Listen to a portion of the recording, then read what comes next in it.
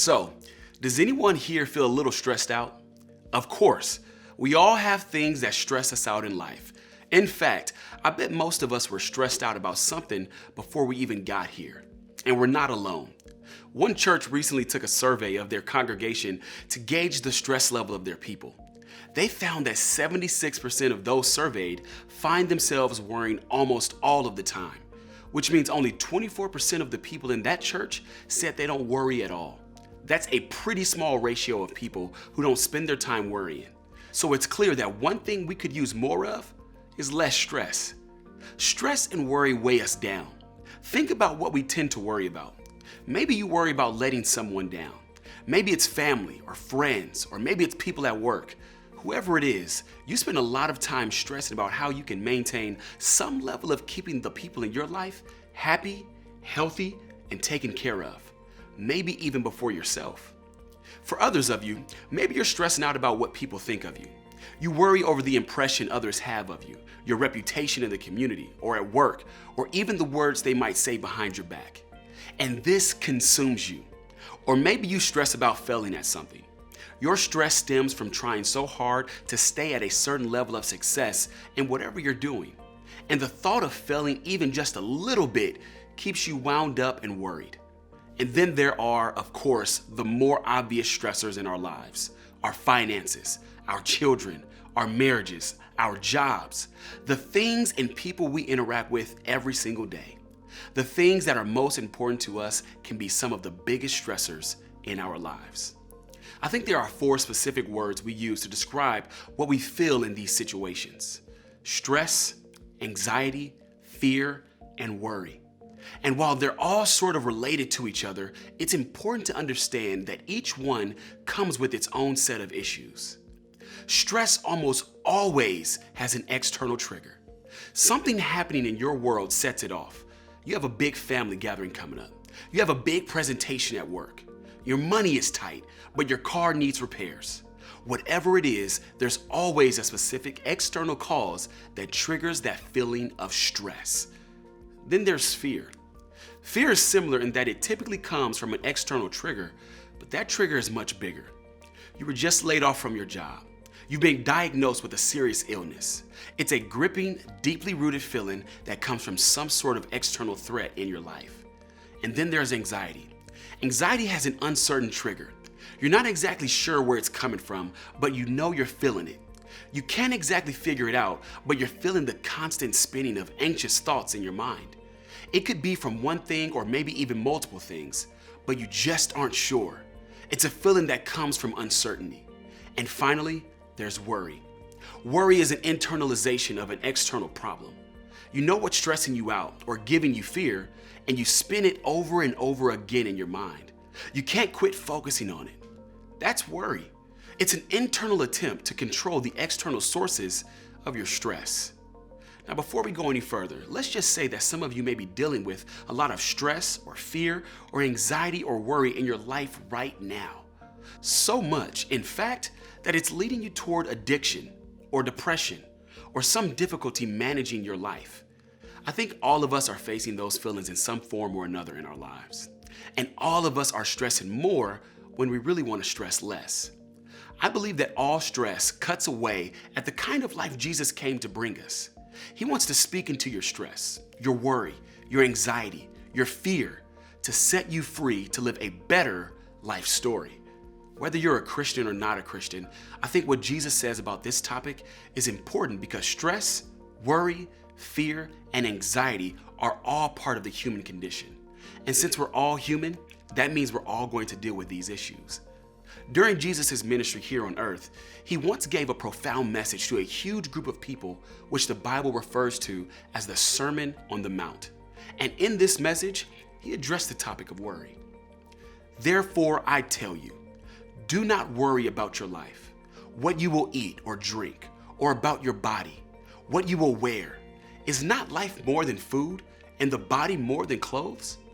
Now, if you go back 2,000 years when Jesus said this, and look at the people's level of living then, this makes more sense. People then were living in what we'd call developing world conditions. So for them, it wasn't a question of whether they were going to eat a salad or burger for lunch. It was a question of whether they were going to eat lunch at all. During this time, many people weren't sure if they were going to have a job the next day. They were laborers, field workers, guys who went to work day by day, unsure if they'd be needed again the next day. And when they didn't go to work, they didn't eat. They didn't know if they'd have clothing or health or even a roof over their heads. So what Jesus was saying to them was very real. And maybe you can relate. Maybe for you, that same sort of worry in your own life right now is something that you're currently feeling. You're not sure how you're going to find a job or feed your family or make that rent payment. You understand exactly what Jesus was talking about when he said not to worry about food or clothes. Others of you have a different kind of worry. You've got all the things you need that Jesus talked about: food, clothing, and good health. Yet you still worry. Why is that? Well, because like we said before, we're all human. It's a part of life.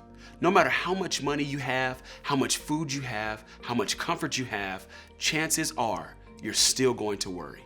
Yet Jesus tells us not to. He goes on to say this: "Look at the birds of the air. They do not sow or reap or store away in barns, and yet your heavenly Father feeds them. Are you not much more valuable than they?" Now you may be thinking, "You don't get it, Jesus. I'm worried about retirement. What do you mean sow or reap? And are you really comparing me to birds? That doesn't help me with my stress at all." But the point is that just as God takes care of the birds, Jesus says he'll take care of us. He says, "Are you not much more valuable than they?" If you go back to the beginning when God created the earth and everything in it, the Bible tells us he finished with humanity. Everything else he saw was good. But when he made humanity, when he made you, he saw that it was very good. Of course you're more valuable to him than any bird in the sky. And if that's true, then won't he care for you, provide for you, and sustain you in the same way that he does for them? Then Jesus asks a couple of questions. Can any one of you, by worrying, add a single hour to your life? And why do you worry about clothes? See how the flowers of the field grow. They do not labor or spin. Jesus wasn't expecting people to answer because they already knew the answer. Of course, worrying doesn't add time to our day. And when it comes to the flowers, think about it. Spring comes, the snow melts, the brown grass starts to turn green, and soon the flowers bloom. And they bloom because God allows them to bloom. They don't have to worry, they just bloom.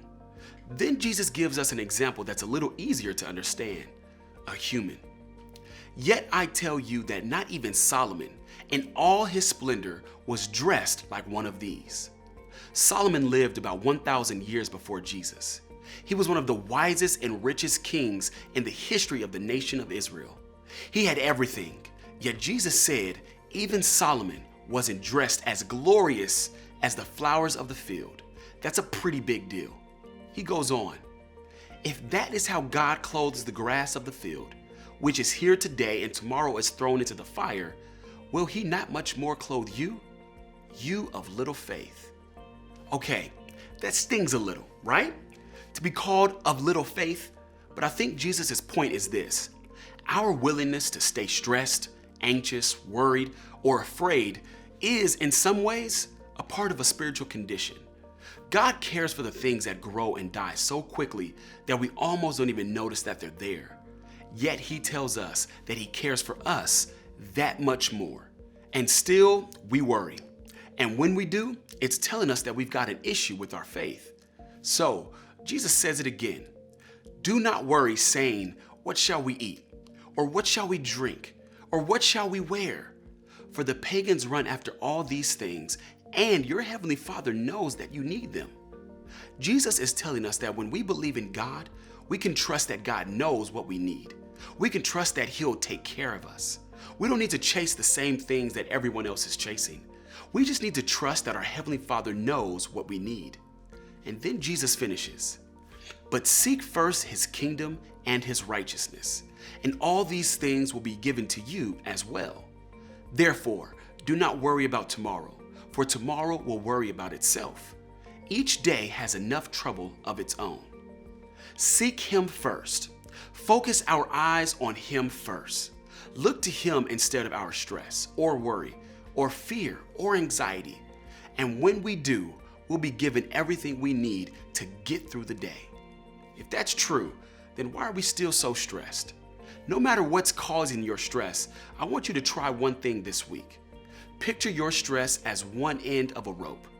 At the other end of that rope is the root of your stress. Then, follow that stress. Follow it to the end of your rope. Ask yourself, what's there? When you find yourself overly worried or stressed or afraid or anxious, stop and ask yourself, where is this coming from? Trace it back and see if you can pinpoint what's causing it. Because I promise you this, your stress reveals something about what you believe to be true about both you and God. Your stress reveals what your mind conceals. Maybe you're worried about money, and when you trace that back, it's about your fear that God won't provide for you. Or maybe you're stressed about giving a presentation, and when you trace that back, it's that you're stressed about failing. Maybe you're anxious about something coming in your future, and when you trace that back, you realize it comes from the fact that you don't always believe that God has what's best for you. If you're chronically worrying, I want you to figure out what's attached to your worry. If you're stressed, I want you to trace it back. If you're afraid, I want you to dig into that fear. If you're a Christian, I really want you to pray about it. And if you're not a Christian, just try praying about it. Once you've done that, then address it. Talk to someone about it. Maybe your spouse, a close friend, someone in your small group, or even a counselor. Talk to them about what you think your stress reveals to you. Confess it. Find what's at the end of your rope, the thing that's tugging you towards stress, and bring it out into the light so that the next time you face it, you know exactly what you're dealing with. Imagine what your life would look like if you could find out what was at the end of that rope. Imagine what your life would look like if you were able to address the root problem of your stress, anxiety, worry, or fear. And imagine what your life would look like if you truly believed that God valued your life. We all want to experience a better life story, a story that's free to enjoy what's in front of you. And for some of us, that starts by revealing what your mind has been concealing.